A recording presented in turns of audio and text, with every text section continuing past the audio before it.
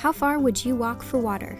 In rural Kenya, water doesn't always come from a faucet, and it is not always accessible in homes or even in communities. Girls and women spend much of each day walking long distances to streams and rivers to collect the water their families drink, cook with, and use to wash.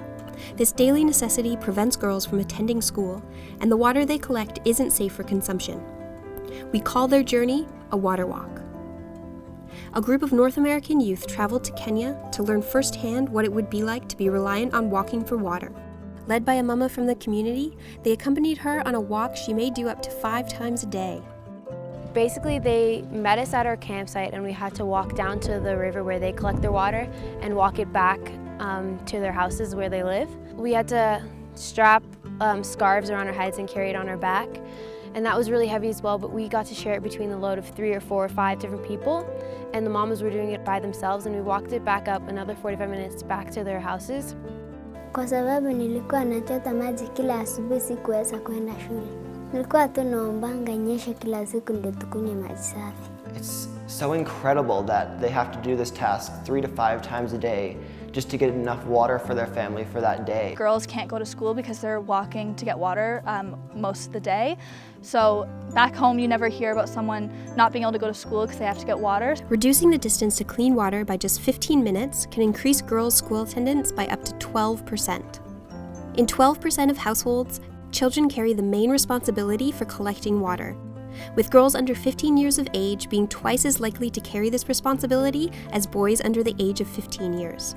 It was an incredible opportunity for us to see what the local community has to do every single day just to get something as basic as water, and it's not even that clean. More than 1,000 children die every day due to preventable water and sanitation-related diarrheal diseases. 80% of illnesses in the developing world are linked to poor water and sanitation. But the story is changing. Through a partnership with We Charity's sustainable development model, We Villages, communities are gaining access to clean water from sources located in their community. We Villages performs a geological assessment of each community We works with to see what is the best solution for that region.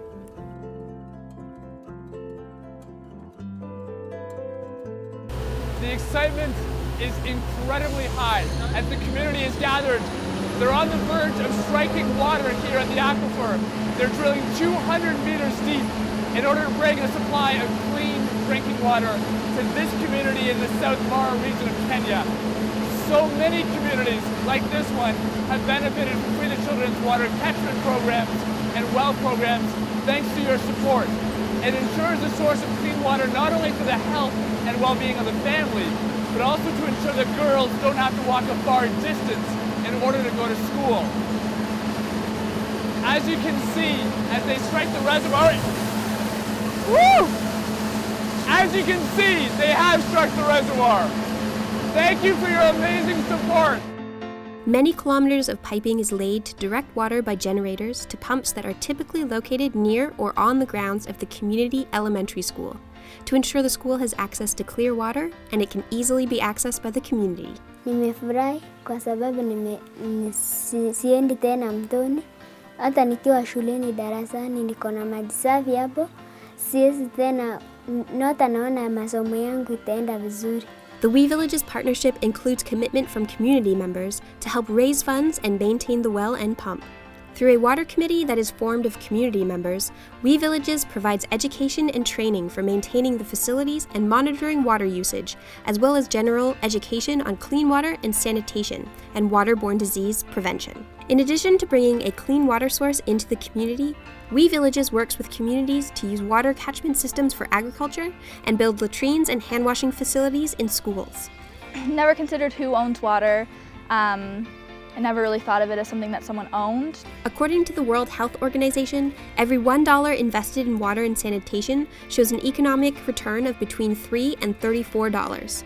With improved water, you see sustainable agriculture and reduced hunger, children returning to school instead of collecting water, and fewer illnesses so children miss less school and adults can farm or manage their businesses. With clean and safe toilet facilities, girls can stay in school past puberty. I look at water access in a whole new perspective. It really shows just how privileged we are that we can just get water. Like, I can't stress it enough, like how easy it is just for us to get water. And I don't think anyone can truly put that into perspective unless you're actually here, seeing firsthand these families struggle for what we already have.